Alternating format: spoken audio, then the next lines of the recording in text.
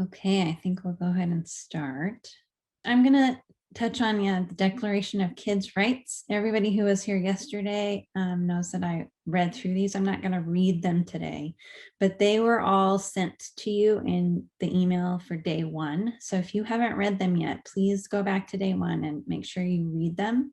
They're all rights that people in our communities and all of you should have in the spaces that you use.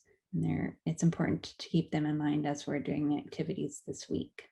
Many of you will remember our daily schedule, but I'm going to remind you. Everybody's been sent a daily lesson PDF in the email that was sent to your parent or guardian yesterday and today, and every day this week. So when you start each day, go ahead and open that and read through it, and then watch the pre-recorded video that's in there. There will be a link, and then start working through your architect journal for the day. And then we'll have a live Zoom session just like this every day at 12:30 for an hour. And then after we're done at 1:30, keep working through your journal for the day and finish your activity from the live session, and any other activities that were in the email that was sent to your parents.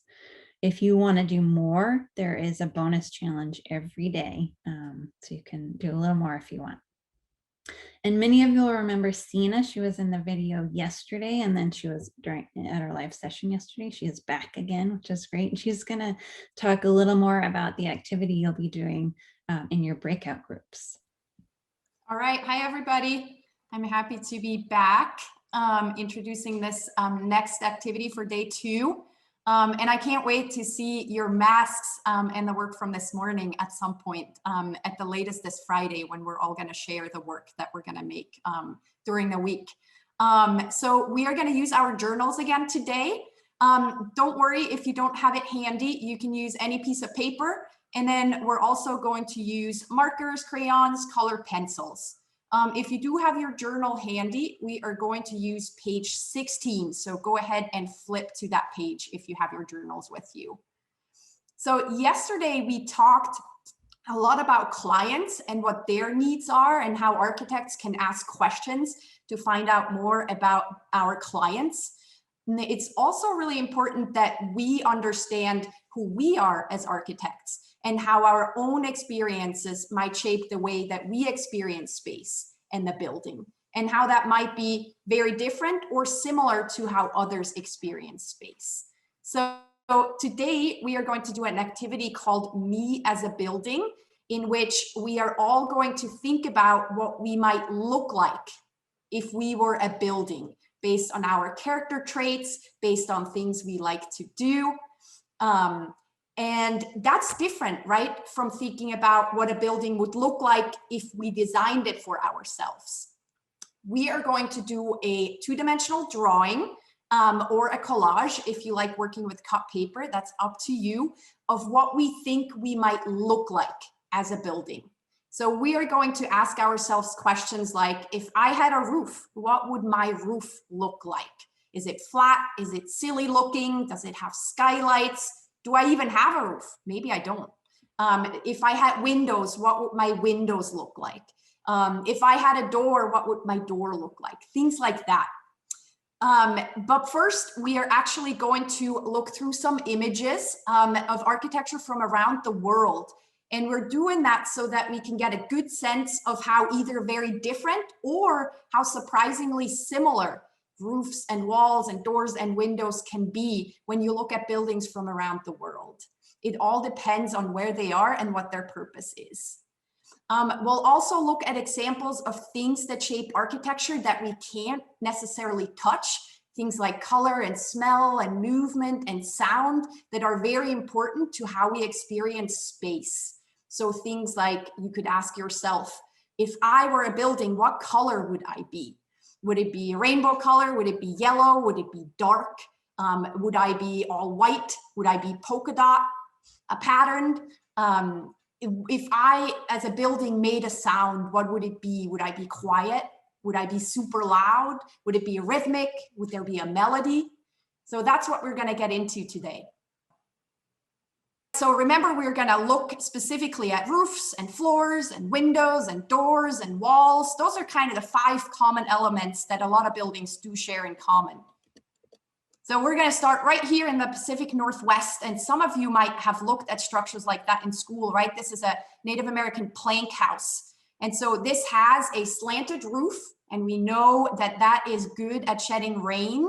It is also made of cedar, which is a material that we have a lot of here in the Pacific Northwest. So we can start to think about where are we, what's available, and what is the weather like. This is another structure in the Pacific Northwest. It's made out of sod, and sod is grass and mud. And again, that's just what was available. And so they cut these sod bricks and kind of stack them up. Now, if we're going north, this is an igloo, right? There's a lot of snow. And so snow makes a great building material. And here again, it is stacked as bricks, but it has a different shape so that the brick can support itself as you go up, up, up, and you close up that roof. And if you think about roofs and walls in this one, it's all the same, right? So if you think about yourself, maybe you don't have very distinct walls and a distinct roof. Maybe your walls are your roof. So let's go over to Iceland. Here's another example, right? Made out of grass, different location, but similar climate and similar materials that are available. This one, I love this one. This is in Denmark. It has a roof that is made out of seaweed. And that's, again, just a material that was available in this location.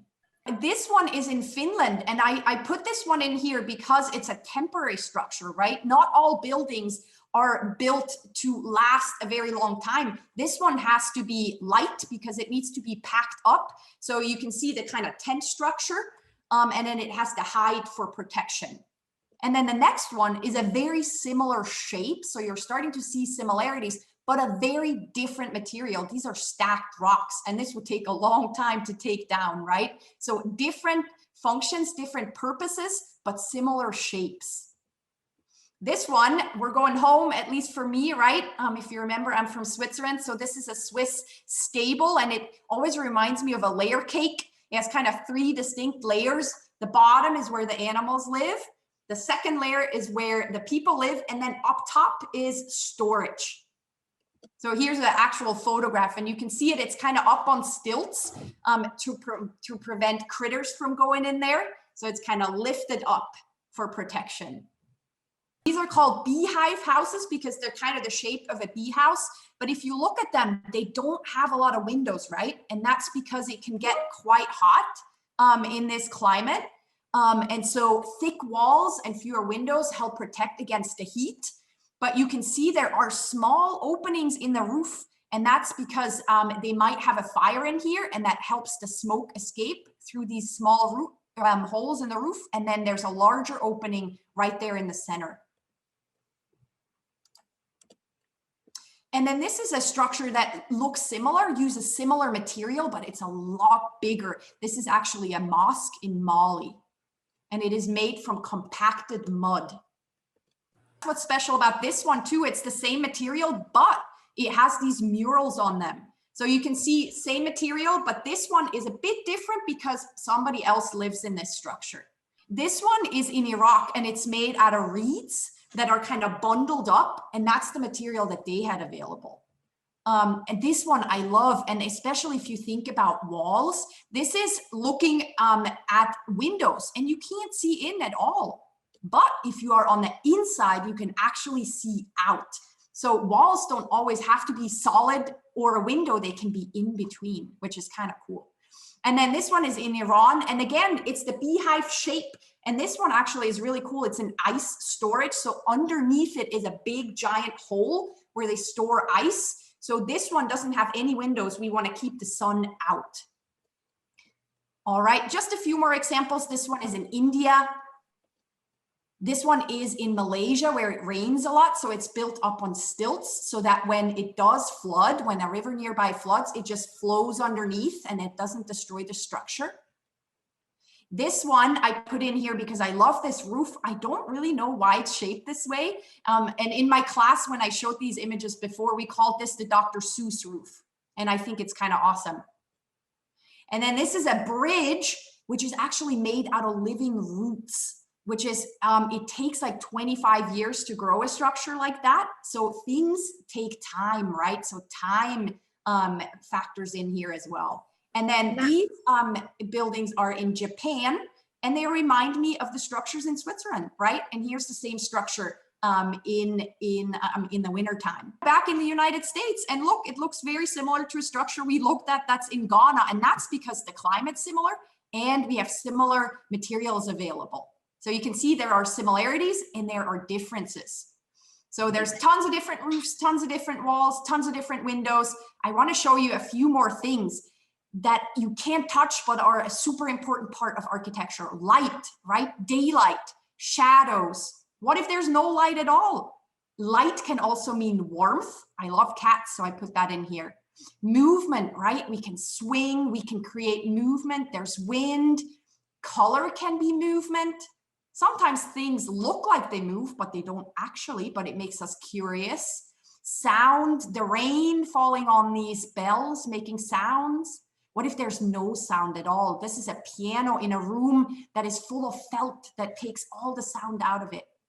Smell, right? This is a wall that is made out of beeswax. So this kid is really curious about the texture, but also the smell.